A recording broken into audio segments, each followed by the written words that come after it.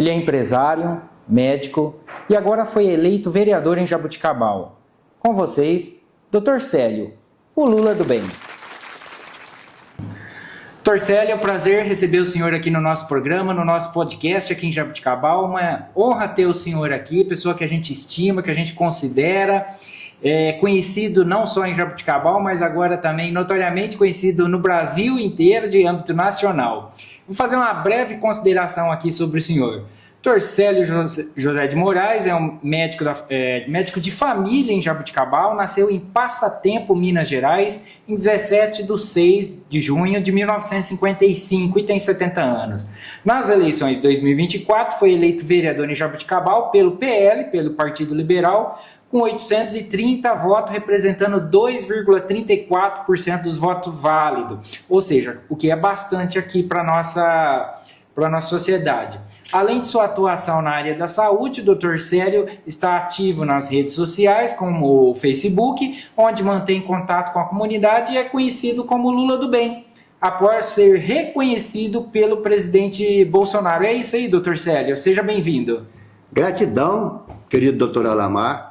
Obrigado por essa conversa, tenho certeza que é agradável. Já deu aí uma prévia da minha atividade como médico, hoje médico de família, mas durante 30 anos atuei como cardiologista, com o título da Sociedade Brasileira de Cardiologia e com atuação como médico intensivamente na nossa cidade. Diga-se que antes de aqui chegar, eu trabalhei na Força Aérea como médico 2 anos, Academia Pirassununga, e depois que eu vim para Jaboticabal. Como empresário, uma história de sucesso. Nós começamos com uma maquininha simples de dobrar canos, dobrar tubos, e chegamos ao top em 2014 com 450 colaboradores, 4 unidades fabris, duas em Jaboticabal, uma em Rio Preto e uma em Cajamar, atendendo o mercado de Manaus a Porto Alegre, clientes de médio e grande porte, tipo Carrefour, Casas Bahia, Macro, Pão de Açúcar, entre outros, e sempre competindo com a gloriosa China. Nossos produtos estavam nas gôndolas do supermercado, competindo com a China, coisa que nunca perdemos na competitividade. Por uma questão de circunstâncias do país, uma empresa que durante 30 anos cresceu ano a ano, buscando espaços no mercado nacional, com a famosa presidenta Dilma e o seu desastre econômico, nós naufragamos nas dificuldades em sustentar o nosso negócio, por falta de pedidos dos nossos clientes. Casas Bahia chegou a passar 8 meses sem mandar um pedido para nós. Mesmo aconteceu com o Carrefour, com o Pão de Açúcar, e sem o pedido dos clientes, nosso faturamento caiu de 2,5 milhões para 400, 500 mil reais no mês seguinte. Meu querido, foi desastre total. Aí foi, primeiro, férias, aviso prévio, justiça trabalhista, fornecedores, e aí o desastre abafou da nossa vida, que conseguimos manter essa dificuldade de portas abertas até 2016, quando realmente foi inviável permanecer com as portas abertas. Abandonamos tudo, entregamos tudo para funcionários, para credores, perdemos tudo, não temos nada, sobrou responsabilidade fiscal e trabalhista. E a dignidade de ter um CRM, uma profissão de médico, que me deu a força para voltar à vida e lutar pelo que eu sei fazer e não dependo de políticos, medicina. Antes da gente entrar então nesses detalhes, e o senhor vai me contar com mais profundidade aí, eu tenho que falar dos nossos apoiadores aqui, o nosso principal apoiador, que é a Agência de Publicidade e Propaganda de Jaboticabal, a principal agência de publicidade e propaganda de Jaboticabal, que é a agência Aveloz. Pessoal muito carismático lá da agência Aveloz de Jaboticabal, o senhor já conhece. Então, aí, você que é empresário, prestador de serviço, político, que precisa dar um up, dar uma levantada aí na imagem, a agência de publicidade e marketing aqui de Jaboticabal, especialista em fazer vídeos, eles têm drones autorizados com prefixo da ANAC, uma coisa bem profissional mesmo, não é de esquina não, tudo regularizado certinho. É na Agência de Propaganda e Publicidade de Jaboticabal, a Veloz. Pessoal, é para isso que eles atendem toda a população aí que precisa. Doutor Célio, mas antes, o senhor contou aí brevemente, fez uma boa pincelada aí desse passado até trágico empresarialmente falando, mas que muito brasileiro sofreu isso, né? Muitos empresários sofreram essa circunstância também, mas eu queria antes saber sobre a sua carreira na medicina, porque, enfim, ajuda as pessoas. Como o próprio presidente Bolsonaro disse num vídeo falando do senhor, ele falou assim, eu não preciso ajudar, mais ou menos, né? Eu não preciso ajudar o Dr. Célio porque ele que ajuda as pessoas, mais ou menos ele falou isso, né? Eu queria saber o que motivou o senhor a escolher a medicina, especialmente a área específica da família? A minha avó teve um derrame, um AVC, e ela ficou acamada por 5, 6 anos, e quando ela precisava, morava no interior, na zona rural de Passatempo, Minas Gerais. O médico, Dr. Geraldo, Dr. Neném, iria visitar em casa. E quando tinha a expectativa de que o Dr. Neném iria visitar a minha avó, um dia antes, a minha tia limpava a casa, arrumava tudinho, arrumava a bacia. Isso em Jaboticabal? Não, interior de Minas Gerais. Minas, lá em Passatempo. Lá onde eu nasci. Então, preparar uma bacia com uma água limpinha, uma toalha e um sabonete, porque o doutor iria chegar. A minha avó, que estava apática na cama, já começava a sorrir um dia antes. Jesus, eu quero ser médico, eu quero ser o doutor Neném, eu quero ser que nem esse homem. 8 anos de idade tinha eu, começando na escola primária, a vida continuou. Terminei o ginásio, que na época era o 8º ano, e fui fazer o colegial em Belo Horizonte. Como eu não tinha posses, na época o curso demanda era eletrônica, então fui para uma escola técnica em eletrônica, onde me formei técnico em eletrônica após 3 anos de estudo. Só que, paralelo a isso, para me sustentar, foi como me ingressei como recruta na Força Aérea, e nesse momento, como recruta da Força Aérea, logo após os 4 primeiros meses de treinamento como recruta, como polícia de aeronáutica, eu fui direcionado para o Hospital de Aeronáutica do Aeroporto da Pampulha. E aí eu comecei a minha atividade médica, onde eu era um enfermeiro prático, que até fazia os curativos do soldado e toda a comunidade militar do aeroporto da Pampulha. Eu tive o capitão Panza, que me deu muito apoio e muita orientação. Nesse período, enfrentando a época da meningite, a meningocócica, que era uma terrível epidemia. Isso mais ou menos que anos? Vamos falar aí 73, 74, mais ou menos por aí, entendeu? Eu fiquei na Força Aérea de 74 a 77. E foi onde tudo aconteceu. Aí fui enfermeiro por 3 anos, fazendo os primeiros atendimentos aos militares. Dali, meu sonho era medicina, mas eu não tinha condições de ter um curso de medicina. Eu não tive a felicidade de ter um pai. Minha mãe me teve como mãe solteira e eu tive minhas dificuldades financeiras e fui seguindo o mundo sozinho. Ok, que felicidade. Terminei o curso de eletrônica, sendo enfermeiro, passei num concurso para o ITA em São José dos Campos. E lá fiquei 8 meses me especializando em eletrônica, que era o curso que eu me formei. Daí fui transferido para o Rio de Janeiro, onde eu voltei, tinha condição financeira, eu era um técnico, tinha um bom salário, eu poderia manter o meu estudo de medicina. É onde eu fiz medicina de 80 a 85, na Universidade Estadual de Campinas. Formei na turma de 85, estamos comemorando o ano que vem 40 anos de formado. Então, esse foi o AP. Lembro perfeitamente que na primeira semana que eu entrei no ambulatório da enfermaria, lá da Base Aérea Santa Cruz, eu pedi autorização e o capitão Panto autorizou. Eu coloquei na placa do ambulatório: quem não serve para viver, quem não vive para servir, não serve para viver. E esse é o meu lema que eu carrego até hoje. Se você não vive para servir, você não serve para viver. E esse é a minha filosofia na medicina que carrego até hoje. Ontem eu estava conversando com um médico e ele falou assim, uma das provações dele foi atender aqui numa cidade da região e não ter um equipamento médico lá para fazer intubação, e o que ele tinha lá era... Laringoscópio. Era flexível, então não conseguia, e a pessoa estava muito doente e tal, ele não conseguia sugar o sangue e... Aspirar.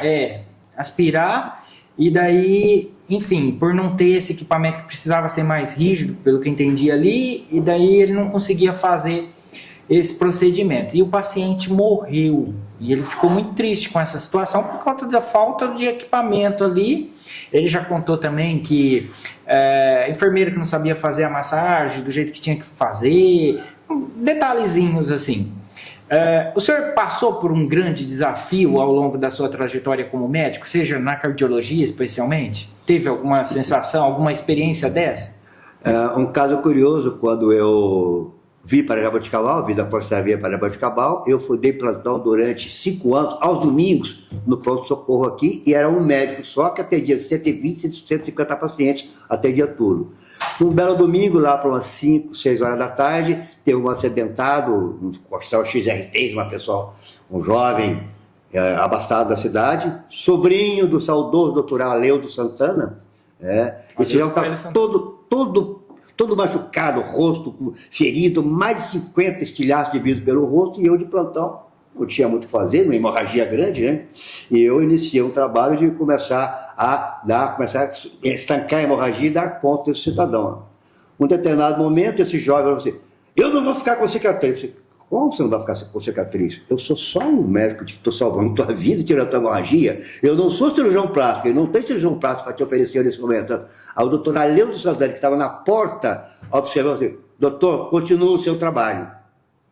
Essa é uma das histórias de vida que eu tive, onde eu tive um apoio de um colega capacitado, coerente, diante de um jovem estressado, com toda a razão, porque o drama de ficar... Que situação fazer? Eu continuei fazendo a cirurgia e futuramente ele fez... Isso acontece bastante até com esse pessoal que atende acidente, pessoal do SAMU aí, né? Eu acho que isso daí acontece bastante, assim, de a pessoa se preocupar com certos detalhes que no calor ali da ocorrência é o menor problema, né? Com certeza.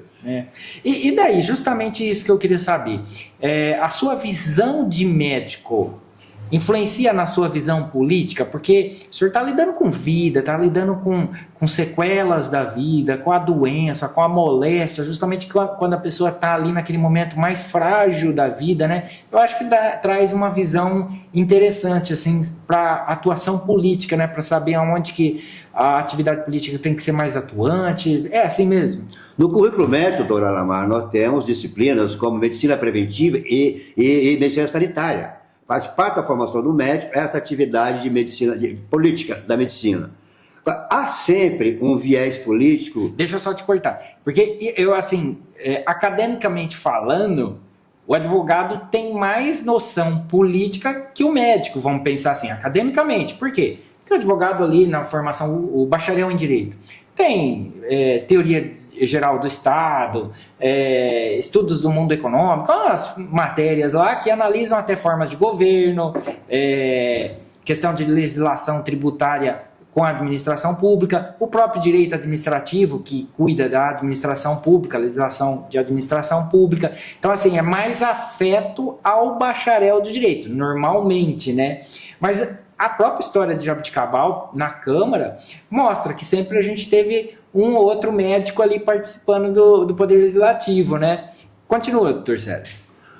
Eu sempre tive atividade política, desde muito jovem. Eu sempre participei de movimentos estudantis na universidade e a minha vida sempre foi atividade política. Como médico, eu sempre evitei me candidatar a cargo político, porque eu nunca entendi que o médico deve usar a sua profissão, o seu trabalho, no sofrimento alheio, como mercadoria política. Eu nunca aceitei isso. Assim, tipo assim, aproveitar da função de médico, da doença, aproveitar do desconforto do paciente, ganhar a simpatia dele naquele momento e depois a garantir um voto numa possível eleição. Eu jamais imaginei isso e nunca imaginei entrar nessa. Entrei, depois você deve perguntar, vai ser uma nova história, eu entrei sem querer, Não, é a próxima pergunta, o que levou o senhor a ingressar na carreira política? Na verdade, eu por várias vezes eu tentei, quando o PT assumiu aqui a prefeitura... Que foi no ano 2000, se eu não me engano. Eu fui convidado para ser o secretário de saúde. Prefeito Carlão?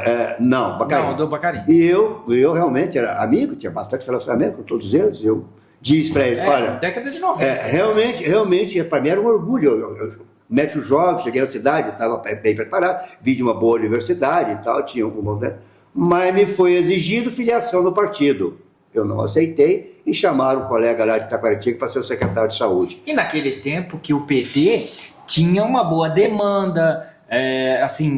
os ideais eram diferentes. Era bem visto. Era bem visto, tanto é que... Boas ideias. Só não tiveram boas práticas, mas ótimas ideias. As práticas foram as piores possíveis. Então passei por vários pontos, né? Teve prefeito que me chamou para ser o diretor, teve prefeito que me convidou para isso. Lá no prefeito Deito Aleixo, foi quando eu comecei em Jabuticabal, o Edu Fenerick, que foi o primeiro médico do CIAFS em Jabuticabal, o segundo foi o doutor Nereu, o terceiro fui eu. O Edu Ferreira que me contratou, e eu entrei como médico clínico trabalhar no Santa Luzia, e por época da eleição, o doutor Edu se afastou por 3 meses, eu o cobri como diretor de saúde, tive aquele privilégio de sentar lá na prefeitura, naquela mesona grandona, com os políticos, conversou sobre saúde. Ali eu senti o tamanho da confusão e tive certeza que a saúde jamais seria pauta verdadeira. Era só mercadoria de troca, mais nada. Bom, eu tenho conhecimento da campanha do senhor, eu sei que o senhor participou, andou bastante aí, visitou empresa, visitou pessoas, fez uma campanha bem bonita, tanto é que foi reconhecido pela população como o 3º vereador mais bem votado nessa última eleição. Quais foram as principais demandas que o senhor ouviu do povo de Jabuticabal? Com todo respeito, eu não ouvi, que eu fui foi o momento mais feliz da minha vida.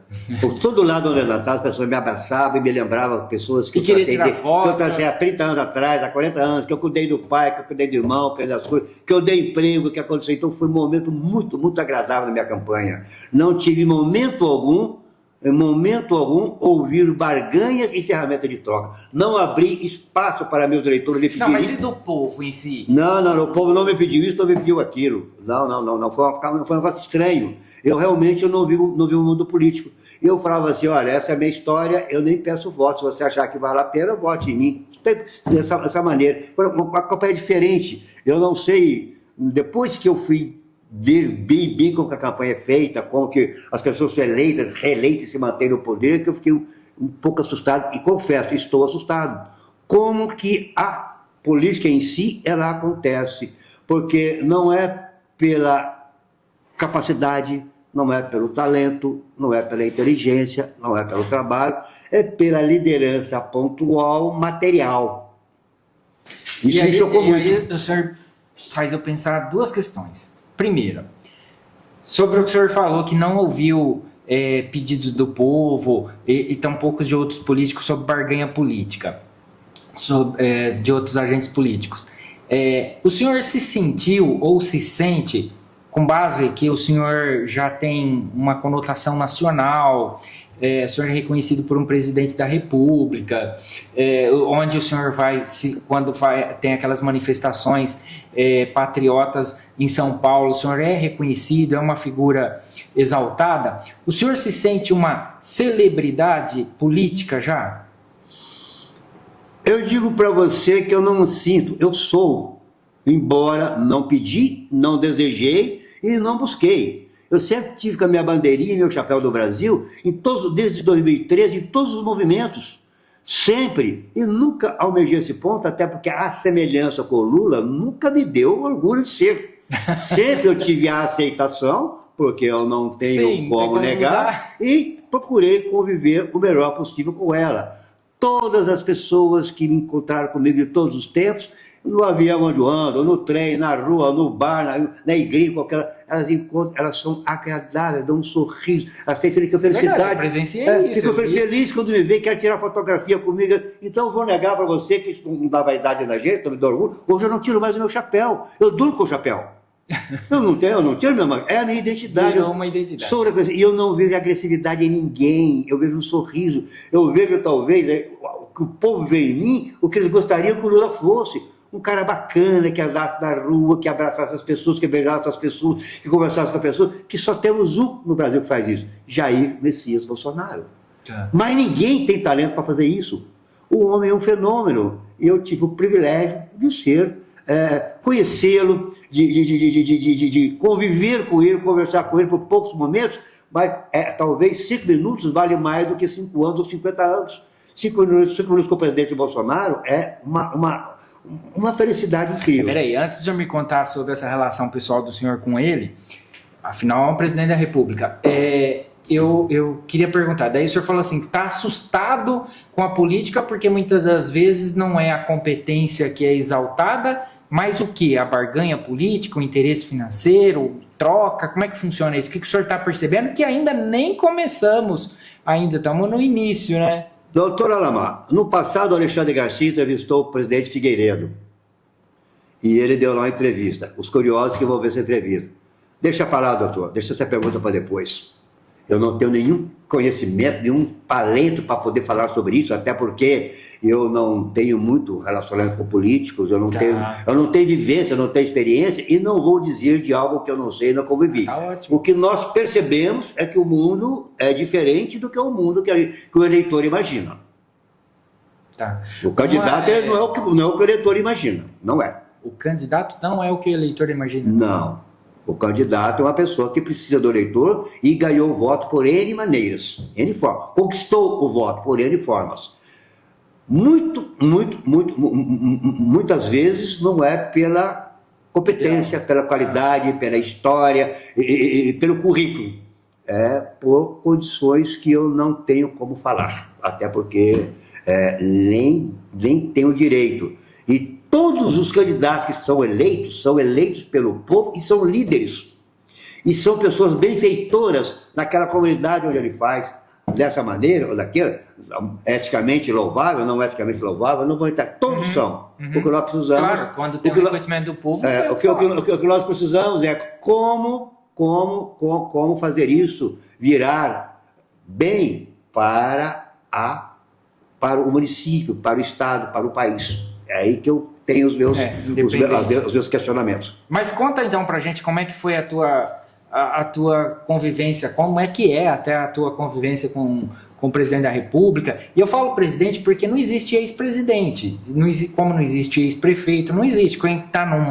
Quem cumpriu um mandato, ele cumpriu um mandato de um período até seu fim. Pronto, acabou. Então, ex-presidente não é ex-cônjuge, né? Então, assim, não deixou de ser. Ele vai ser sempre presidente, isso a gente fala sempre.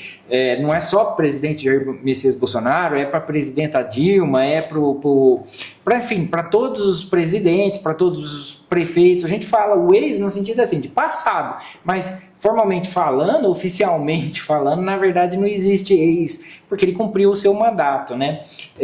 Então, como é que foi? Como é que o senhor conheceu ele? Me parece que o senhor estava lá na Avenida Paulista, e daí ele chamou o senhor. Como é que foi? Eu lembro desses detalhes aí.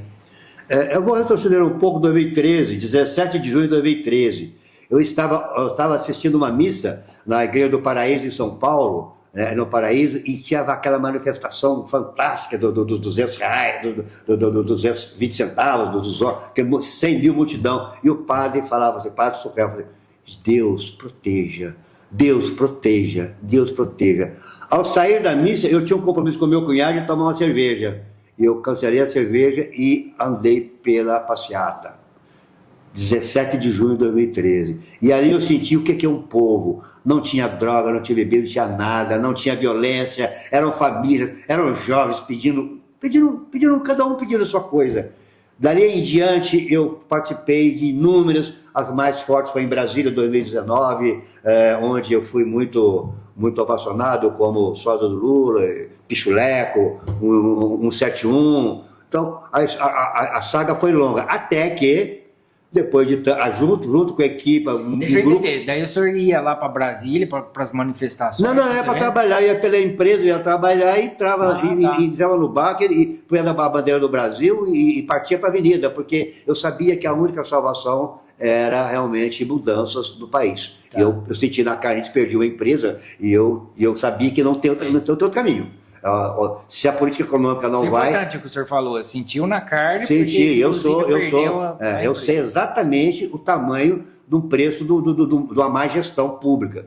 Então, nesse período, doutor, combinou que várias caravanas, foi aqui de Jaboticabal para São Paulo, participar, 2019, 20, 21, então, e tive nos QGs, tive em QG em Brasília, tive no QG em São Paulo, mas depois com o 8 de janeiro tudo ficou muito diferente da normalidade, não consigo entender nada, nem daquele dia até hoje não consigo entender o que um sistema é capaz de fazer com pessoas. Então, mas como é que foi lá que o senhor conheceu? Depois eu quero falar de 8 de janeiro, mas como é que o senhor conheceu o presidente? Mas o 8 de janeiro, calma, vou chegar, que é 25 de fevereiro o evento. Então, estou chegando lá.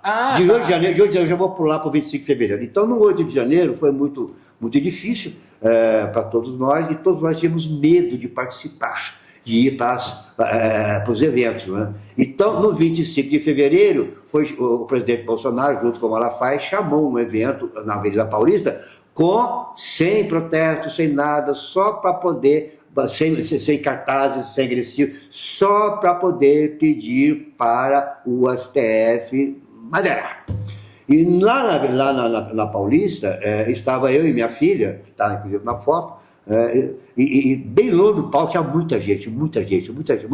Bem longe do palco tinha uma caixa de som que a gente estava no áudio, e o pastor Silas Malafaia estava fazendo a sua oratória. No meu entendimento, o homem é um fenômeno de oratória. Ele levantava os braços, o povo gritava, baixava os braços, o povo calava. O homem realmente um domínio de público que eu não quero ver. Mas ele estava falando palavras muito duras do Alexandre de Moraes, muito forte. E eu baixei a cabeça, meu Deus, já tinha o 8 de janeiro, agora deu pau, agora vão preso, todo mundo preso mesmo. Nesse mesmo espírito estava o Bolsonaro, estava todo mundo tenso. E os drones que os nossos garotos aqui têm, né, de fazer fotografia, estavam circulando, policial, 2.500 policiais, militar, Tarcísio botou toda a polícia lá, e o delegado federal, Paulo Belisque, deputado federal, me fotografou na avenida e lançou o sósia do Lula. Ele me pegou imediatamente ele lançou isso na rede social, a foto foi para a rede social, o Nicolas já captou, já repostou, como fala, aí o Gaia fez a mesma coisa, e de repente se levaram o susto. Não, peraí, alguém falou, não, esse é um senhorzinho patriota que está sempre junto com a gente. Porque parecia o Lula mesmo. Pois é, não, parecia não, pareço, né? Então esse é um senhorzinho patriota sempre junto com a gente. Não, mas quando o senhor põe aquela indumentária, que é o chapeuzinho, a bandeira, assim, fica mais quietinho, assim, fica muito igual. Pois é, eu não consigo sair dessa, né? Se você tiver uma dica, você me dá que eu vou tentar sair, entendeu? Eu acho que nem deve sair mais, eu acho que agora... Mas nesse período, aí o deputado Paulo Belisque, através do Mauro Senso, de assessor, de um monte de outras pessoas e tal, me encontraram em Jaboticabal, o deputado me ligou e falou assim... o Mauro teve uma participação aí. Né? Aí o deputado, doutor, você desculpa, a brincadeira... Paulo, é pro bem? É. Tá legal. Joga na rede, faz o que quiser. O presidente pode te ligar? Pode. E aí o presidente me ligou. E aí foi só alegria. Daí para frente foi assim uma coisa, o presidente, a simpatia dele, a firmeza dele, e eu estava dentro do consultório, eu não estava falando com o sódio do Lula, eu estava falando com o doutor Célio, com uma pessoa que tem uma história, um senhor de 70 anos, que usa o verde e amarelo e defende o Brasil. Então ele captou tudo isso em mim. Ele não gostou de mim porque eu sou uma fantasia do Lula. Não, já de cara, ele me abraçou por causa do conteúdo. E daí em diante aconteceu outras. Se você quiser, a gente continua. Se não quiser, não continua. Mas eu só quero saber, antes agora, num tema polêmico, 8 de janeiro, o que o senhor acha? Eu não acho, nós perdemos muito. Não achamos nada, só perdemos. Foi armado, foi manipulado, inocentes entraram no jogo sem saber que estavam entrando, inocentes pagam sem saber o que estão pagando, e pessoas com poder na mão não cedem. Não cedem. Mas eu tenho uma esperança, doutor Lamar, 20 de janeiro está chegando. O maior país do mundo virou esse jogo. Nós vamos virar o nosso jogo. Entendi. Porque não tem lógica, não bate. Eu estava lá, eu vi, eu participei, eu nunca vi nos QGs violência, nunca vi agressão, nunca vi palavras de desastre, nunca. Eu estava lá, e tem fotografias e vídeos, tem documentos que comprovam, eu estava lá. Eu não estou falando que eu imaginei. Não houve nada. Houve uma armação muito bem feita, o sistema sabe fazer muito bem, o sistema de poder sabe fazer muito bem. Eu lhe digo, me dá as imagens do Dino, só isso. Me dá as imagens da segurança pública que estava na porta do Ministério da Justiça, no não comando, só isso. Cadê as imagens? É possível ter um julgamento se eu não tenho prova e as provas... Ah, não! Chega, não podemos discutir isso. A história dirá. E já está falando. A história já está falando. Nós temos mortes. Temos pessoas sofrendo. Inacreditável. Homens que receberam a graça dos governos militares da anistia e viraram presidente da República, tem um ódio, rancor, que não vê o sofrimento daquelas pessoas do 8 de janeiro. Foi uma armação para sustentar o poder, sustentar uma narrativa que não existe. É a minha visão. Eu estava lá, eu estava nos black box da Paulista, eu vi quando eles quebraram as agências dos bancos da Paulista, eu vi isso acontecer. Nunca foram os conservadores, sempre foram os infiltrados. Eu assisti com esses olhos que a terra é de comer na vida da Paulista, os black box quebrando. Nunca fomos nós conservadores, um pai de família, um trabalhador, uma pessoa temente a Deus, uma pessoa que ama as coisas do Brasil, que ama, não faz isso e não aceita isso. Só que nós não temos nada na mão, doutor. Nós somos uma nação que estamos vivendo sob uma situação atípica. Com 70 anos de idade, eu nunca vi isso. Nunca vi isso. O senhor falou de 20 de janeiro, eu acho que está se reportando à posse do presidente americano. Donald Trump. Que lá aconteceu no Capitólio no dia 6 de janeiro, e aqui no dia 8 de janeiro, muita semelhança.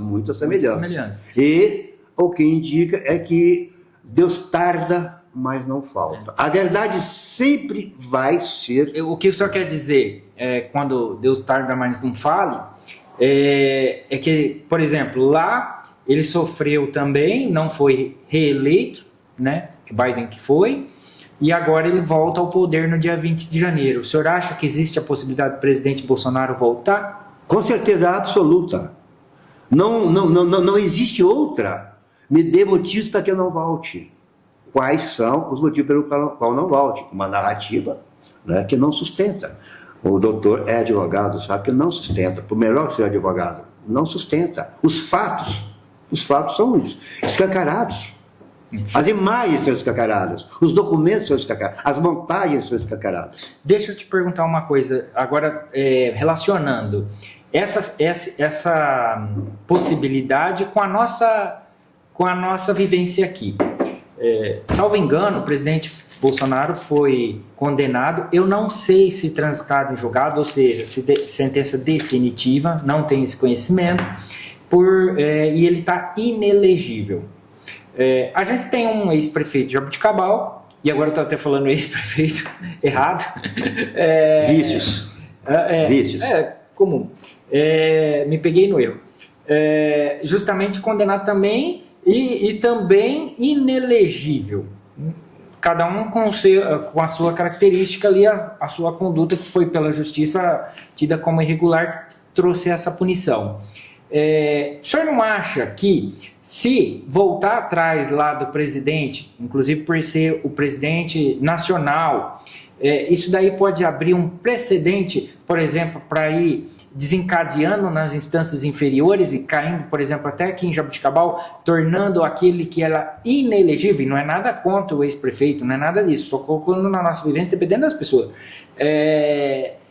tornando aquele que era inelegível elegível também? Ou seja, pode ter um efeito em cadeia aí? Doutor, o presidente Bolsonaro se tornou inelegível porque ele fez uma reunião com os embaixadores que era da alçada dele, de direito a ele. O ministro Fachin, que não era dele, fez uma reunião anterior. O presidente Bolsonaro, sabendo a bucha que ia enfrentar nas eleições e que o Supremo já estava armando desde que descondenou o condenado para candidatar a presidente, que isso era uma trajetória bem conhecida, o presidente fez uma reunião com os embaixadores que era de direito seu. Eles estão inelegíveis por causa dessa reunião. E a outra inelegibilidade dele é porque no 7 de setembro, diz que ele usou o 7 de setembro como palanque político e no 7 de setembro ele usou o equipamento do Silas Malafaia no desfile de 7 de setembro, e ele não usou a faixa presidencial quando ele partiu para o ato político. Ele terminou o discurso militar, ele cumpriu os compromissos do 7 de setembro, e aí foi para é claro que está subentendido, aí é o sistema, ele era o presidente, ele era candidato. É confuso, mas qual o crime, doutor? Então, não confunda inelegibilidade, não vou, o prefeito Olho não tem nenhum conhecimento, nunca me ouvi, não sei o que aconteceu, não sou juiz, não sou promotor. Independente das condutas, só o efeito aí, que agora, toda a condenação, ela tem que ser competente. A condenação do presidente Bolsonaro, vão condenar pela baleia, pelo leite condensado, pelos viagras dos militares. Por quê? E por que não condena o outro lado? Então, não há como sustentar que ele é inelegível por crimes que, de fato e comprovado, ele não cometeu. Entendi. Agora, o crime é do judiciário ativista político. Segundo o nosso ilustríssimo, ministro Barroso, nós vencemos o bolsonarismo num discurso da UNE. Se o doutor quiser comparar isso e trazer isso para a inelegibilidade, não faz sentido. Ou todos viram. E eu não estou falando eu, que eu não sou nada nesse processo, pessoas como o doutor, que entende das leis, que tem a Constituição, eu não sei como que o país, como que umas Forças Armadas, como que as instituições, o OAB, permite isso, mas o sistema é bruto, doutor. Vamos falar agora aqui de Jaboticabal. Não, mas continua no Bolsonaro, que tem parte boa interessante aí, vai. O que o senhor quer falar? Sai do 25 de fevereiro. Ué, não sei, o senhor ele me ligou, e aí começou o relacionamento. E aí foi um caso, assim, as coisas não sei por que acontecem e como acontece. E acontece que eu sou uma pessoa determinada. Quando eu acredito, eu acredito. Eu sou um cardiologista. Eu não acredito que meu paciente vai morrer. Só depois que ele morreu. Até ele morrer, eu não acredito. Eu luto com tudo que eu tenho, tudo que eu faço. Então, o presidente via em Ribeirão Preto, sei lá, que dia de agosto aí e tal, e eu perguntei para o doutor Alamar, para o Neucinho prefeito, para o Salvador, presidente do PL, para o Marcos Bolsonaro, uma ajudinha para me botar perto do Bolsonaro. Todos disseram para mim que não tinham como e tal, aí, porque era difícil e tal. Tá bom. Peguei meu chapeuzinho, minha bandeira e fui para a avenida, e fiz o meu barulho. 2 horas antes do Bolsonaro chegar, eu fui na vedete da avenida, da Ricardo Fiuza em Ribeirão Preto. Quando o Bolsonaro chegou, eu queria tirar uma foto com ele, porque eu ia me candidatar a vereador, era pré-candidato, eu queria tirar uma foto com ele. E como? O homem chega com a mente de segurança, com a muvuca, não tem jeito de chegar perto dele. É muito difícil, muito difícil, muito difícil. Acontece que ele chegou, foi pro palanque, eu de baixinho aqui, fiquei perto, arrumei uma vaguinha, uma carteirada de pré-candidato, então entrei lá perto do carro de som, mas aí eu sou pequenininho e ele fazia um discurso lá de cima. Ele olhava o povo, eu não me via embaixo, então não fui visto de novo.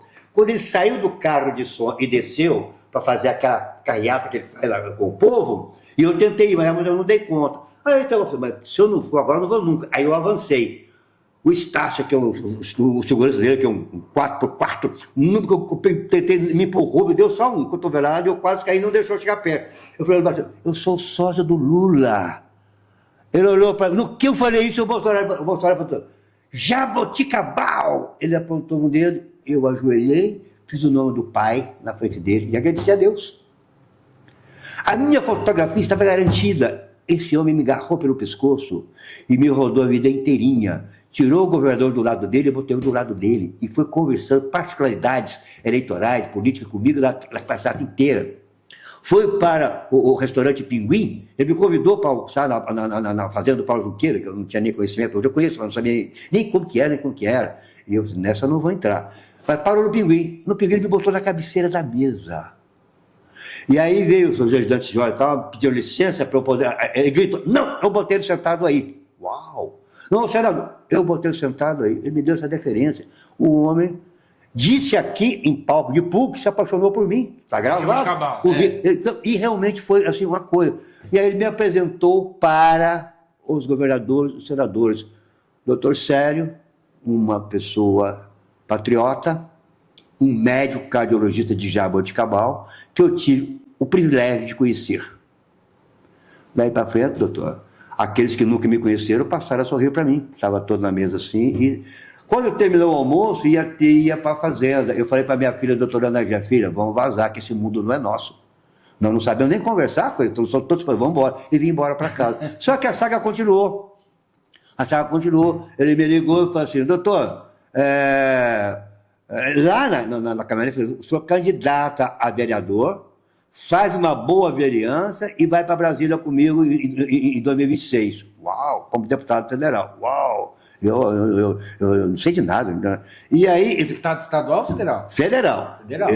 E aí, lá na caminhonete, ele falou para mim, sentado lá no celular, ele me abaixou e falou para mim isso. Aqui em Jaboticabal? Em Ribeirão Preto. Porque a população gritava, Bolsonaro, Lula, Bolsonaro, Lula. Então, realmente, o povo fez isso. A caminhada foi grande, doutor. Aí, na sequência, ele me ligou falando que ele viria em Jaboticabal apoiar a minha candidatura e do prefeito do PL, aqui em Jaboticabal. E aí foi toda a tramitação, veio, apoiou, isso a população conhece. Então, uma coisa que a população não conhece.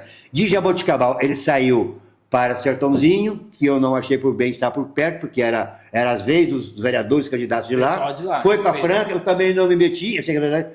Voltou para Ribeirão Preto, dormiu lá no Paulo Junqueira, que também não quis me meter. Aí foi para Olímpia, que eu não quis me meter, foi para Bebedouro, aí eu não aguentei, me deu uma vontade, doutor. Eu liguei para ele. Não é que eu liguei, ele respondeu, doutor? Presidente, o senhor está indo para Barretos, acha interessante eu estar... Doutor, vai lá, o vídeo deu 15 milhões de visualização, doutor, vai lá, bombou, doutor, vai lá que eu te ponho para dentro. E assim aconteceu em Barretos, no Barretão, 150 mil pessoas, e eu, um pequenininho, Maurício do Volo do meu lado, e eu sumi perto do Maurício do Volo, o senador, o Marcos Polo, um mundo, e eu sumi, eu quietinho, Cuiabá, ninguém me dava moral, doutor. Aí esse Bolsonaro me pegou pelo braço, me levou em frente ao camarada da Branca e levantou meus braços. No que ele levantou meus braços, a multidão levantou e falou palavras não muito elogiosas, entendeu? Eu fui, aí eu dominei o picadeiro de Barretos. Porque parecia o Lula. Pois então, e era o Lula do bem, o Lula que o povo precisava, o Lula que o Bolsonaro beija, o Lula que o Bolsonaro abraça, o Lula que o Bolsonaro acredita e que gostaria de trabalhar com ele. Na sequência, foi São Paulo. São Paulo foi mais incrível ainda. Aí São Paulo estava aqui, saiu aqui da sala aqui, o Miguel. O Miguel foi comigo, foi filmando, né? E São Paulo, o deputado Mansur me viu, falou, vou mandar para o Bolsonaro quem que está aqui. 11 horas da manhã, o Bolsonaro abriu segurança e mandou subir para o palco. Foi o primeiro a subir no palco. Coisa linda, doutor. Quando ele me apresentou para um público do lado de cá da Paulista, e quando ele voltou para cá, o senador Flávio Bolsonaro estava aqui. Ele falou assim, filho, esse é o amigo do pai, e me levou para o outro lado. Um homem desse é gratidão. E não é comigo, doutor, é com a população. Então, isso que eu ia perguntar. O senhor falou assim, que quando ele olhou para o senhor aí em Ribeirão, o senhor se ajoelhou, fez até o nome do pai. Isso me chamou a atenção. Realmente ele tem seguidores que chegam e beiram até, ou talvez até ultrapassam, o fanatismo. Como nenhum outro presidente. Eu não sei se lá atrás na história, Getúlio Vargas, Juscelino, que foram grandes presidentes, se teve esse fanatismo, né? Especialmente o Juscelino, pelo que conquistou tal, o Brasil. Mas hoje, no nosso mundo moderno, mais recente, obviamente, ele tem aí mais seguidores. O que acontece com o presidente Bolsonaro, que justamente, na visão do senhor, que justamente o povo idolatra tanto ele assim, é por conta dos ideais, é por conta de ser da direita, é por conta da pessoa dele? Porque falar que ele é simpático me parece um exagero, porque ele é direto, ele não parece ser tão simpático, uma pessoa carismática. Ou eu estou errado? Está errado, doutor. Minha filha tem 35 anos de idade. Falei, pai, o homem é grande, é bonito, tem olho claro e é simpático. Isso a gente vê em Jabuticabal, uma irada mordendo ele, sim, correndo atrás. Eu tive o privilégio de andar na multidão com ele. Aqui em Ribeirão Preto, aqui em São Paulo. É imbatível. É imbatível. Comigo ele foi. Não, só que ele é certo. Ele diz o seguinte... Aquela coisa militar. Não. Ele diz o seguinte, tem um áudio dele que depois eu quero explicar. Ele diz que a goiaba tem bicho, a maçã tem bicho, o limão não tem bicho. Às vezes é preciso ser azedo para não criar bicho. Entendi. E ele tem essa postura. E ele não diz o que você quer ouvir. Ele diz que você tem que ouvir. E o que ele tem que ouvir, eu sou pai, eu sou médico. Quando eu digo ao paciente que você está com câncer, você está infartando, ele não quer ouvir, mas eu tenho que falar. Se eu não falar, eu vou pagar caro. E ele fala. E ele fez isso, e foi coerente. A história dele é coerente.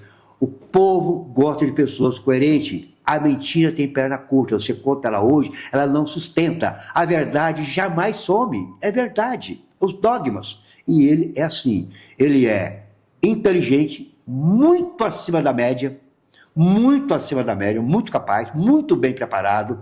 É preparado por escolaridade, preparado de escola, preparado na escola da vida. É um político que tem uma experiência fantástica de vereador e de Câmara, que conhece todo o sistema, o processo, conhece tudo da administração pública e fez o que fez no Brasil em 4 anos. O que ele fez no Brasil. E veja, em 2 anos, o que está sendo feito no Brasil. Então, como não gostar de um homem desse?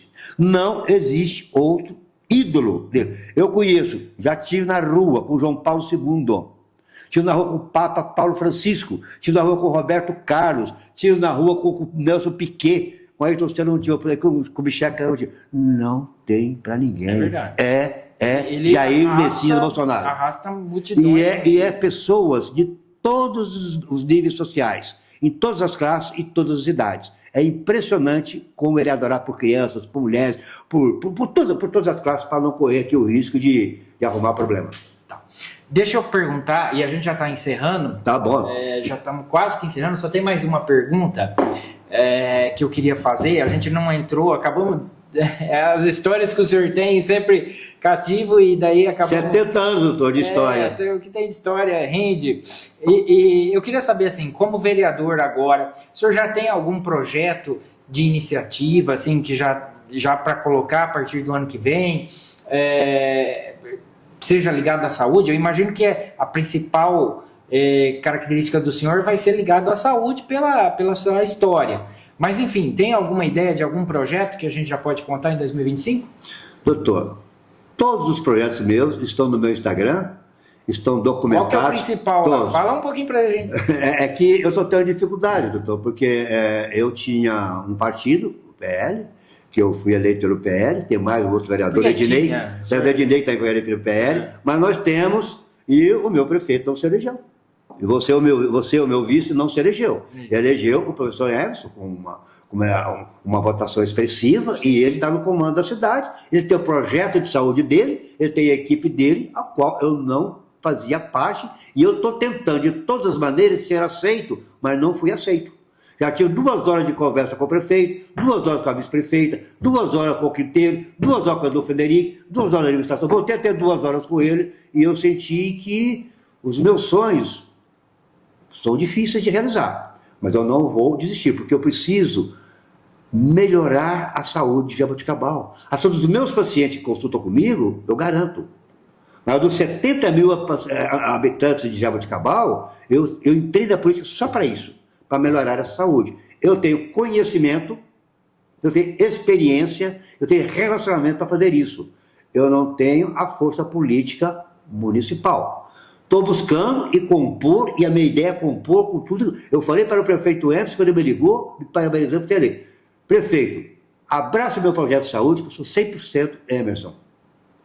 Eu sou 100% de Jaboticabal. Eu não tenho política. Eu não sou político. Eu entrei no PL, com todo respeito, você é do meu, eu sei do PL, Salvador, que meu presidente, porque o presidente Bolsonaro é do PL. Se ele for para o PT, eu vou para o PT. Por isso que eu vou, porque eu duvido também que eu vou. Deixa eu te perguntar. O senhor ainda está afiliado do PL? Sou afiliado, sou vereador do PL. Vereador do PL. Exatamente.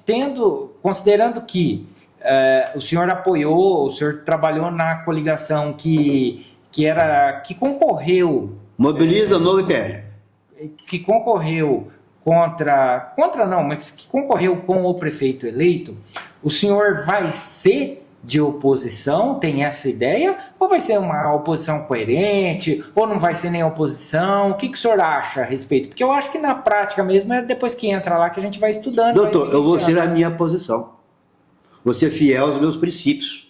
Fiel às pessoas que votaram em mim. Até você é fiel. 830 pessoas. Eu sou fiel. E o público que votou em mim não vai me perdoar, vão me cobrar. Então, porque eu convivo com um grande deles semanalmente, todos os dias. Eu imagino que o eleitor do senhor são pessoas até bem qualificadas. Vão me cobrar, e eu não tenho, mesmo que eu queira fugir, não dá para fugir, porque eu não vou sair de Jaboticabal. Eu vivo aqui. Eu não tenho como, então eu não vou fugir. Então, mas não sou oposição nem situação. Eu sou povo de Jaboticabal. Isso não é falácia. A Câmara vai ser filmada todas as sessões.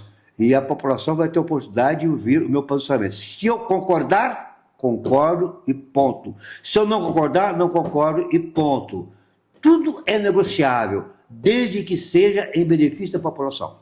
Se for do grupo A, do grupo B, do grupo C, estou fora. Por quê?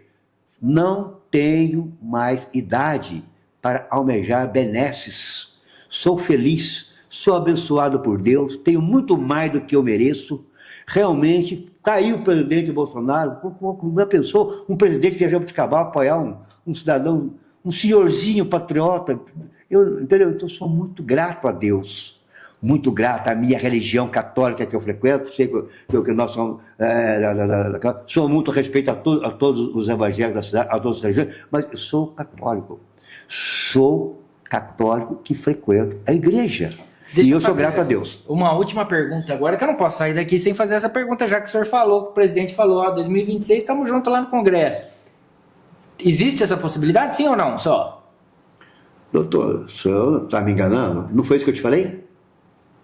Não foi isso que eu te falei? Sim. Não tem que repetir. Então, fechou. É isso. Olha que legal. Agora, as composições, as negociações para isso é um jogo. Hoje, 12 de janeiro, claro. às 17 horas, 16 horas. É isso. Amanhã eu não sei. 12 de janeiro não, 12 de dezembro. 12 de dezembro, ok. Tá bom. Tá bom. Antes de finalizar, obrigado pela correção.